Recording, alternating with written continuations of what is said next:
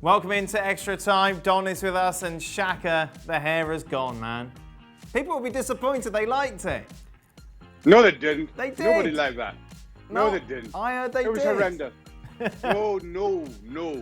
Nobody liked that. It had to be done. I think there was a push for you to start picking it and really go for it. No, there'll be no such push. Right then.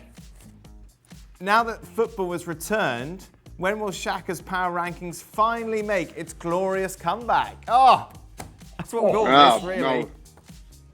There's something the public have been yearning for. Yeah. Man, the Afro. Don't know. Let's let everybody have a game back. So Friday? Shall we say? No, next Monday maybe, yeah? Not this Friday, then the next week. Next week? Have there ever been any clauses in your contract with a club that you wish you could have renegotiated, removed, inserted after you'd already signed?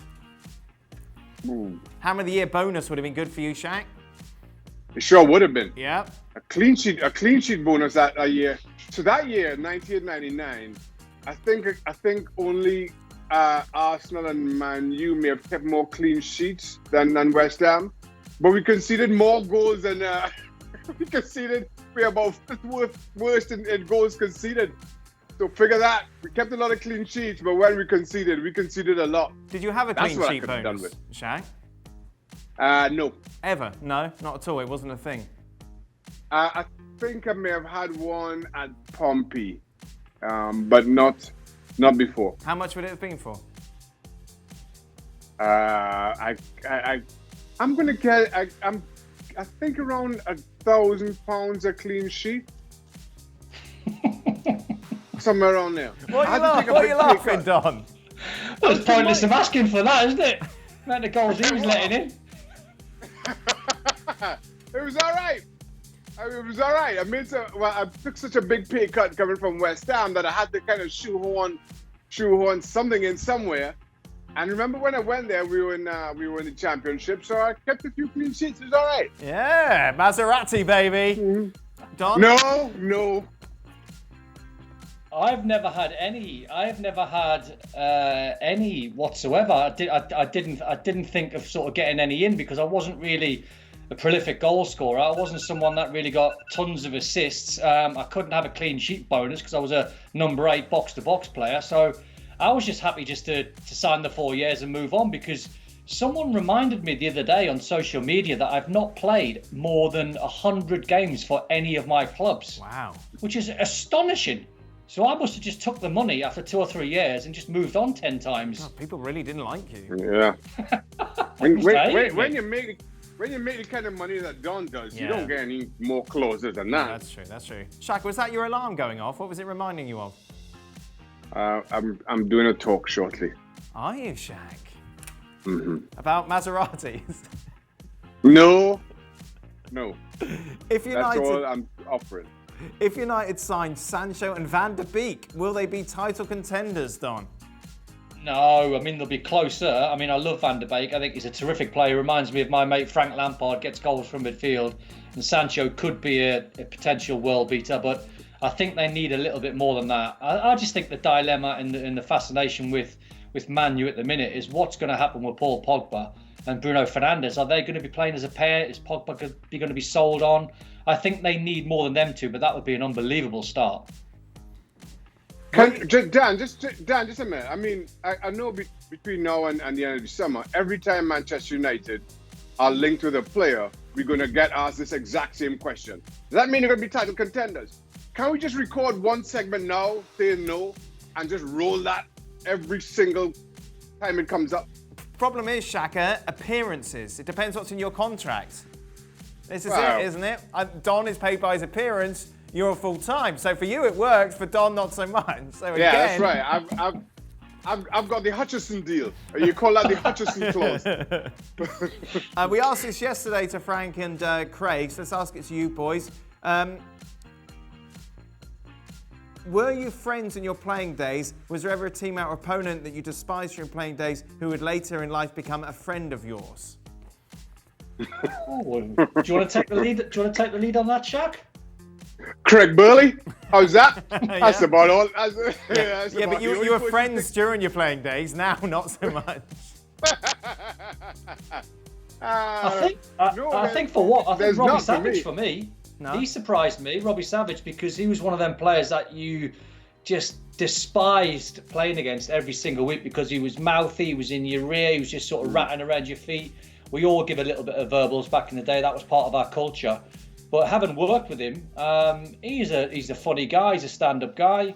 I think the majority of footballers are, Dan, to be honest. I think when you ask footballers what are your ex-teammates and ex-professionals like that you played against, 99% of footballers, they're all good lads. You get the odd bad egg, like Craig Burley, but the majority of them are stand-up players. They all end up in America. Yeah, exactly.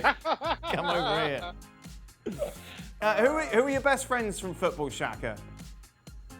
Well, other than players I played with the national team, Ian Pearce, who I played with at West Ham. Piercy. Actually, I spoke to Piercy the other day. Actually, so I'm still in touch with him. Steve Watson up at Newcastle, a couple of Newcastle guys. But I was closest to Ian Pearce. We know what Don's answer is going to be, aren't we, Shaq? Frank, Jody. Frank Lampard, Yeah, Jody Morris. Me and Frank, we still chew the fat. Yeah. We still chew the fat, me and Frank. I'm Every selling Friday. Frank on the other day. Every Friday. Mm-hmm. Shaka, what do you think about the artificial crowd noise used in the Dortmund match today? We've discussed this before, haven't we? Yeah, we have. And as I said before, I like it. Yeah. I got it totally wrong. I admit, when it was proposed, I was like, that don't make any kind of sense. That's not going to change anything that happens in the stadium. And I know those noises aren't coming through in the stadium, it's just for the viewer. But I also said that as a viewer, I don't think it would make any kind of difference. And I hold my hands up. I got that totally wrong. I love it. Have you seen the La Liga game yet, Shaq? No. They've superimposed the crowd onto the seats, and it works as well. Does it? Yeah, you wouldn't think that would work either, but it does. Okay. Do you think Pogba and Bruno Fernandes will be able to successfully play together in a midfield, or would one of them be sitting out, Don? Oh, I think together. I mean, I'm not Paul Pogba's biggest fan. I was when he was at Juve, and I still think the guy's got immense talent. But when I hear the term world class to me is when a player's performing every single week or every other week, and he is winning trophies, and he is carrying his side, and he's performing at the elite level. I've not really seen too much of that. I've seen it in glimpses, but I've not seen enough of it in a Man United shirt. But Bruno Fernandes looks to me like the complete midfield player, and he might just, and this pandemic might have settled Paul Pogba down. It might be a bit of grounding for him. He might realise actually how much football means to him, and when he comes back, his appetite might be better than it was before. So let's hope he starts producing, because you look at midfield pairings around the Premier League and pairings around Europe. On their day, I mean, there wouldn't be a better two than that, probably.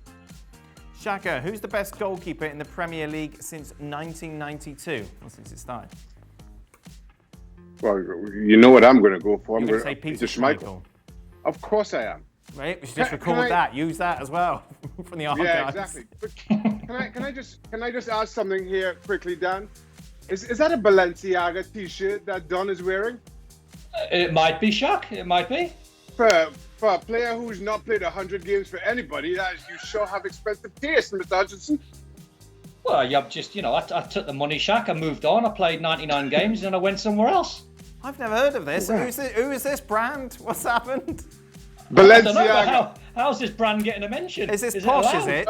Should we get some? It is very posh. Is it? Balenciaga is very posh. Hey, I tell you what, if you follow Don on Insta, he does like to name drop the old companies. Thank you, BMW, for this. Thank you, restaurant down the road, for that. Yeah. I'm not shy.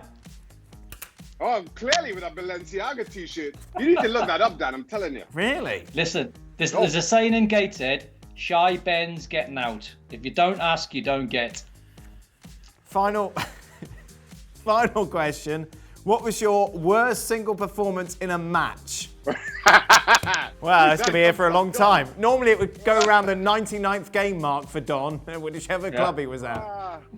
Right, worst performance, Shaq. All right. That was a bit where we'll come up a couple of times. My worst single performance, Don and I were talking about this, the 4-4 against Charlton for West Ham, the worst goal I conceded was also against Charlton for Portsmouth. So Charlton kind of feature heavily in my not so good memories. I've just looked up Balenciaga sneakers. Crikey O'Reilly. Exactly. Yeah. You see what I mean? Can't afford them. Wow. That's why you got the Can't afford them. Wait, the t-shirt's $400, Don. What have you been doing? This See holiday. what I told you, Dan? What? This one's not. Goodness me. You see? Oh, it's like this whole thing I'm wearing here. That's Stevie's whole wardrobe. Outlets Over his life. You can pick them up cheap. Don't know where you guys are shopping. Yeah. Goodness me. Worst single performance, Don. Well, it was the 4-4 that Shaka played in, but then there was a classic match on TV the other day. And I don't know if you guys remember the game when Tony Adams scored for Arsenal against Everton, the penultimate game of the season. And I had an absolute stinker. I should have got a straight red for snapping Patrick Vieira when the red mist had come down.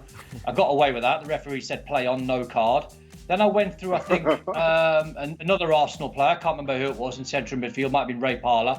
And then, right towards the end, in the second half, my head was completely off, and I'd done the worst ever tackle on Emmanuel Petit, and the referee gave me a yellow, and it's a 12-match ban these days, and my head was just completely off for the whole of the 90 minutes. I had a shocker.